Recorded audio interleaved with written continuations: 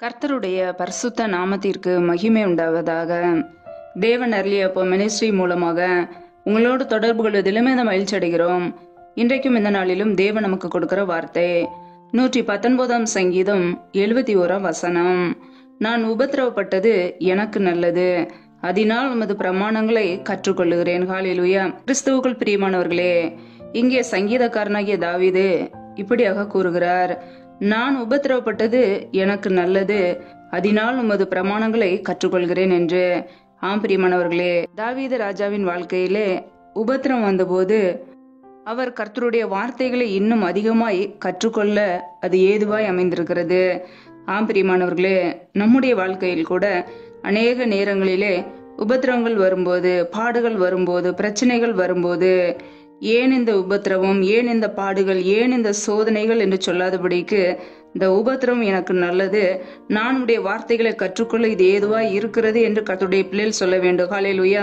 நம்முடைய வாழ்க்கையிலுமே நாம் அநேக உபத்திரவங்களின் வழியாகத்தான் பரலோக ராஜ்யத்தை சுதந்திரித்துக் கொள்ள முடியும். வேதத்திலே நாம் பார்க்கிறோம், வேத வார்த்தை இப்படியாக கூறுகிறது, நாம் அநேக உபத்திரவங்களின் வழியாய் தேவனுடைய ராஜ்யத்தில் பிரவேசிக்க வேண்டும் என்று. ஆம் பிரியமானவர்களே, நம்முடைய வாழ்க்கையிலே நாம் தேவனுடைய ராஜ்யத்தை சுதந்திரித்துக் கொள்ள வேண்டும் என்றால் அநேக உபத்திரவங்களின் வழியாய் தான் கடந்து போக வேண்டும். நம்முடைய வாழ்க்கையிலே பாடுகள், உபத்திரவங்கள் வரும்போது கர்த்தர் நம்மோடு கூட இருந்து அந்த எல்லா உபத்திரவங்களையும் நீக்கி நம்மை ஆசீர்வதிப்பார். ஹல்லேலூயா. ஒருவேளை நீங்கள் உபத்திரவப்படும் போது, பிரச்சனையில இருக்கும்போது, யாருமே என்னை விசாரிக்கவில்லை என்று சொல்லி நீங்கள் வருத்தப்படலாம். கர்த்தர் உங்களை விசாரிக்கிறவராய் இருக்கிறார். உங்களுடைய உபத்திரவத்திலே அவர் உங்களை தாங்குவார். உபத்திரவத்திலே பொறுமையோடு இருந்து, ஜெபத்திலே உறுதியோடு தரித்திருந்து, கர்த்தருடைய பிள்ளைகள் தேவ சமூகத்திலே காத்திருந்து நாம் ஜெபிக்க வேண்டும். ஹல்லேலூயா. ஒருவேளை சத்ரு உங்களுடைய வாழ்க்கையிலே ஏதோ ஒரு வித உபத்திரவத்தையும் பாடுகளையும் கொடுத்திருக்கலாம், அல்லது நீங்கள் வியாதியினால் கஷ்டப்பட்டு உபத்திரவத்தோடு கண்ணீரோடு வாழலாம்.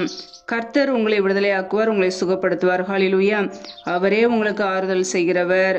நீங்கள் உபத்திரவத்தில் இருக்கும்போது மனிதர்களால் உங்களுக்கு ஒரு ஆறுதல் தர முடியாது. கர்த்தராய் இயேசு கிறிஸ்து உங்களை ஆறுதல் படுத்துவார். ஹல்லேலூயா. இன்றைக்கு நம்முடைய வாழ்க்கையிலே உபத்திரவப்படும் போது நம் சோர்ந்து போகாமல் கர்த்தரை மகிமைப்படுத்துவோம். அவர் நம்முடைய வாழ்க்கையில் உள்ள பிரச்சனைகளை நீக்குவார், நம்மை விடுதலையாக்குவார். உபத்திரவ நேரத்திலே நம்மோடு கூட இருந்து நம்மை ஆறுதல் படுத்துவார். ஹல்லேலூயா. அந்த உபத்திரவம் அதி சீக்கிரத்திலே நம்மை விட்டு நீங்கி போகும். பிரியமானவர்களே, இயேசு கிறிஸ்து நம்முடைய வாழ்க்கையில இருக்கும்போது எந்த உபத்திரவங்களோ போராட்டங்களோ நிரந்தரமாக நம்முடைய வாழ்க்கையில இருக்க முடியாது. ஒருவேளை அது உபத்திரவம் போல தோன்றலாம். கர்த்தர் அவைகளை எல்லாவற்றையும் நீக்கி நம்மை விடுதலையாக்குவார்.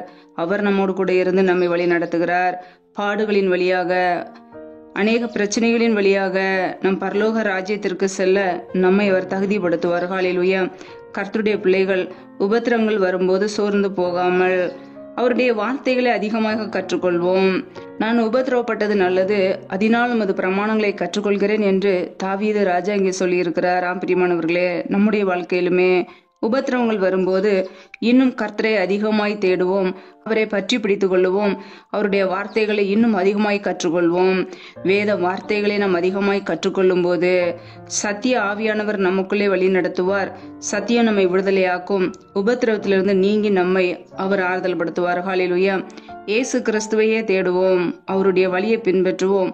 கர்த்தர் நம்மோடு கூட இருந்து நம்மை ஆசீர்வதித்து வழி நடத்துவார். ஹல்லேலூயா. கர்த்தர் தாமே இந்த வார்த்தையின்படி உங்களை ஆசீர்வதிப்பாராக. ஆமேன். நம்மை நாமே அவருடைய சமூகத்திலே அர்ப்பணித்து ஜெபிப்போம். ஜெபம்.